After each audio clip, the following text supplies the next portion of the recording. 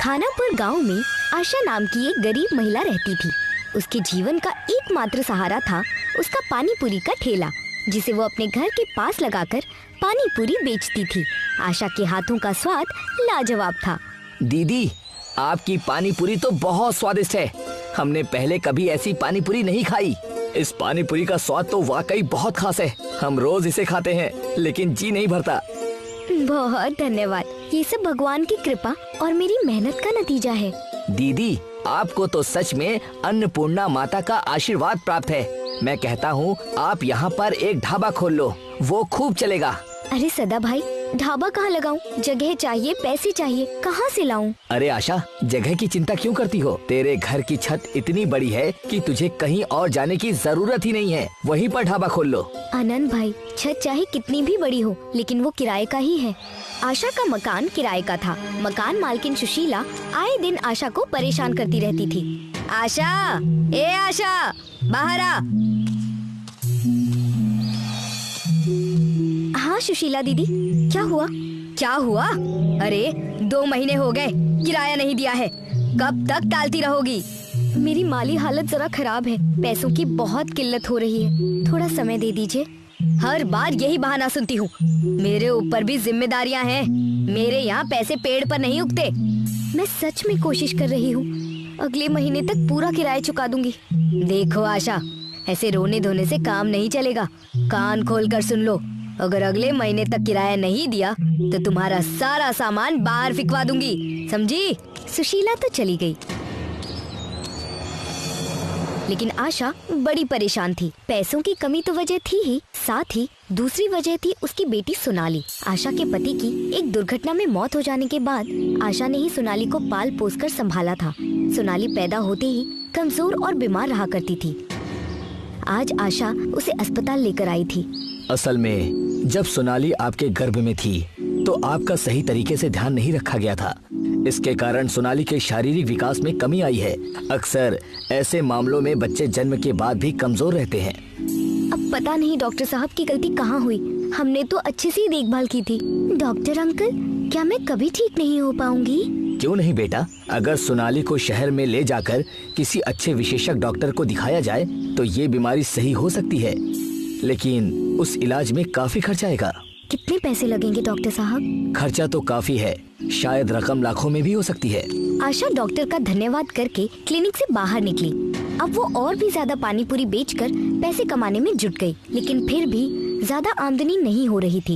एक दिन जब वो शहर से पानी पूरी की पूरियां ला रही थी तो नदी के किनारे आशा को एक भिखारी मिला। भिखारी ने कहा, बेटी, पानी पूरी और पूरियां लेकर जा रही हो? जी बाबा। मुझे दोगी, भूख लगी है।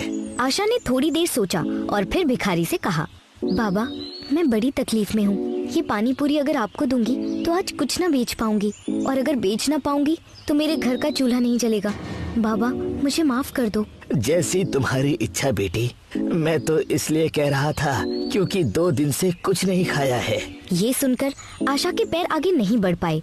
उसके मन में द्वंद्व चल रहा था। ये खरीदी हुई पूरियां वो भिखारी को दे या ना दे। आशा ने आखिरकार भिखारी से कहा, बाबा, आप ये खा लो। आपको ऐसे भूखे रखकर तो मैं भी खुश नहीं रह पाऊंगी। ये पूरियां आप रख लीजिए। आशा ने अपनी पानी पूरी का थैला खोलकर भिखारी को पूरियां दी। भिखारी ने पूरियां खुशी खुशी खाईं। उसे खाते देखकर आशा के मन को समाधान मिला। बेटी, तुमने आज मुझे तृप्त कर दिया। तुम्हारा दिल बहुत बड़ा है। मुझे पता है तुम बहुत परेशान हो।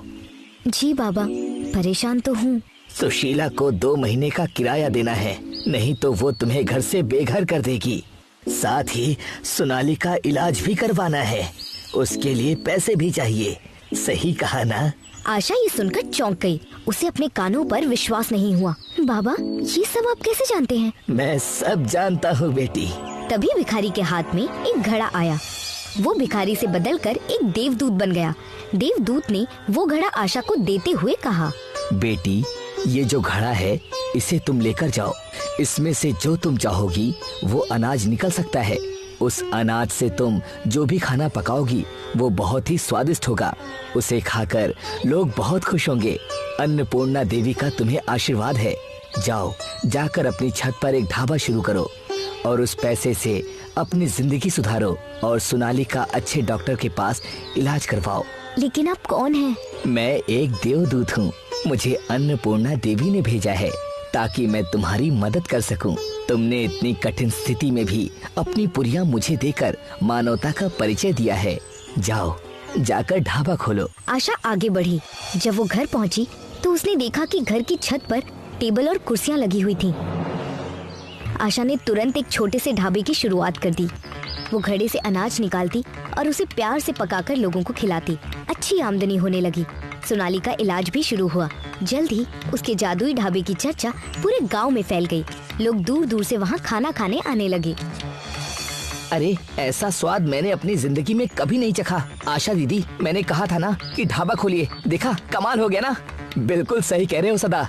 यहाँ का खाना न सिर्फ पेट भरता है बल्कि दिल को सुकून भी देता है। और देखो, अब सोनाली की तबीयत भी ठीक हो रही है।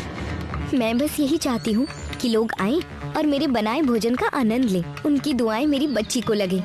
गांव के लोग तो आनंद ले रहे थे, लेकिन अपने घर में बैठी सुशीला को आशा की तरक्की हजम नहीं हो रही थी। उसका भाई जिले के प्रशासन में कार्यरत फूड इंस्पेक्टर था। देखा भैया, अल्लाह मेहरबान तो गधा पहलवान। वो आशा कल तक मेरे चौखट पर अपनी नाक घिसती थी, आज देखो कैसे पैसे कमा रही है। सुशीला, वो अपनी मेहनत की खा रही है। मेहनत? अरे किस मेहनत की बात कर रहे हो भैया? ये सब उस ढाबे का कमाल है। उड़ती उड़ती मैंने एक बात सुनी है। कहते हैं आशा का वो ढाबा जादुई है। जरूर कोई काला जादू करती होगी। अगर मुझे वो जादू का राज पता चल जाए तो वो ढाबा मेरा हो सकता है। लेकिन ये कैसे होगा आशा? भैया, इसके लिए तुम्हें मेरा साथ देना होगा। सुशीला और उसका फूड इंस्पेक्टर भाई दोनों आशा के ढाबे पर पहुँचे। तुम्हारे पास इस ढाबे का लाइसेंस है? साहब, ये मेरे घर की छत पर है। मैंने सोचा कि इसके लिए किसी लाइसेंस की जरूरत नहीं होगी। क्या तुम्हारे घर की छत? पैसे आए तो तुम्हारा दिमाग खराब हो गया है क्या? ये घर मेरा है और ये छत भी। हाँ सुशीला जी, लेकिन घर तो मैंने किराए पर लिया है ना। ये सब छोड़ो, मेरी बात सुनो। बिना लाइसेंस के ढाबा चलाना गैर कानूनी है। इसे तुरंत बंद करो, वरना तुम्हें जेल जाना पड़ेगा। आशा का दिल टूट गया। अंकल, ये ढाबा मेरी माँ और मेरी जिंदगी का सहारा है। इसे बंद मत करिए। माँ शेर तो बेटी सवा शेर। तेरी माँ काला जादू करके लोगों को लुभा रही है। इतना पैसा कमा लिया है, अब लाइसेंस के लिए भी पैसे दे दे, नहीं तो ये घर अभी के अभी खाली कर। आशा रोने लगी। तभी ढाबा पर खाना खाने आए सदा और आनंद के साथ गांव के लोग भी इकट्ठे हो गए। साहब, ये ढाबा हमारे गांव का गौरव है। आशा दीदी ने इसे अपनी मेहनत से बनाया है। इन्हें डराइए मत। आशा दीदी तो गरीब लोगों को बिना पैसे लिए ही खाना खिलाती हैं। और यहाँ का खाना सबके लिए अन्नपूर्णा माता का आशीर्वाद है। इस ढाबे को बंद मत करवाइए। अगर आपने ऐसा किया तो हम गांव वाले आशा दीदी पर अन्याय नहीं होने देंगे। हाँ, नहीं होने देंगे। अन्याय नहीं होने देंगे। लोगों की भीड़ बढ़ती गई और फूड इंस्पेक्टर ने भी वहाँ से निकलना गनीमत समझा। ठीक है, अगर ये ढाबा इतना जरूरी है तो मैं इसे बंद नहीं करूँगा, लेकिन लाइसेंस तो बनवाना ही पड़ेगा। अगर जल्द ही लाइसेंस नहीं बना तो मैं ये ढाबा बंद करवा दूंगा। दोनों भाई बहन वहाँ से निकल गए, लेकिन उसके बाद घर आकर सुशीला अपने भाई से कहने लगी, भैया ये गलत किया तुमने। उसे ऐसे ही कैसे छोड़ दिया? सुशीला, लोग उस आशा से और उसके ढाबे से खुश हैं। मैंने जबरदस्ती की तो पूरा गांव मेरे खिलाफ हो जाएगा। अगर कुछ ऊंच नीच हो गई तो मुझे अपनी नौकरी से हाथ धोना पड़ेगा। लाइसेंस बनवाना कोई बहुत बड़ी बात नहीं है। हम उसे ज्यादा डरा नहीं सकते।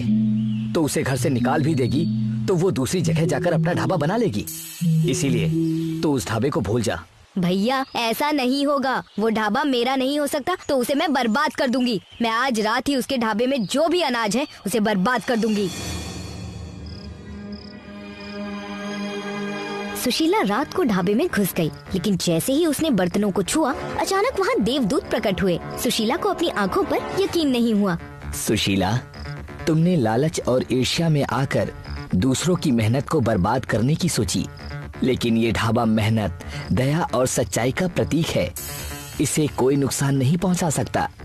अगर तुमने इसे नुकसान पहुंचाने की गलती की तो तुम्हें अपने प्राण गंवाने पड़ेंगे।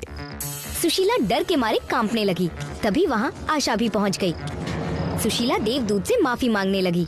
हे प्रभु, मुझसे बहुत बड़ी गलती हो गई, कृपया मुझे माफ कर दीजिए। माफी मांगनी है तो आशा से मांगो, उसकी मदद करो, उसका साथ दो, तभी तुम्हारे पाप धुलेंगे। मैं तुम्हारी तरक्की से इतना जलने लगी थी, कि मुझे सही और गलत में फर्क करना नहीं आया। मैं तुम्हें इस ढाबे को आगे बढ़ाने में मदद करना चाहती हूँ। सुशीला दीदी, आप सही रास्ते पर लौट आई, यही बहुत है। माफी मत मांगिए। किसी की तरक्की से जलने से आपको कोई फायदा नहीं होगा। आप मेरे साथ जुड़ने के लिए तैयार हुई, इसका मुझे आनंद है। हम मिलकर इस ढाबे का इस्तेमाल लोगों की भूख मिटाने और प्यार बांटने में करेंगे।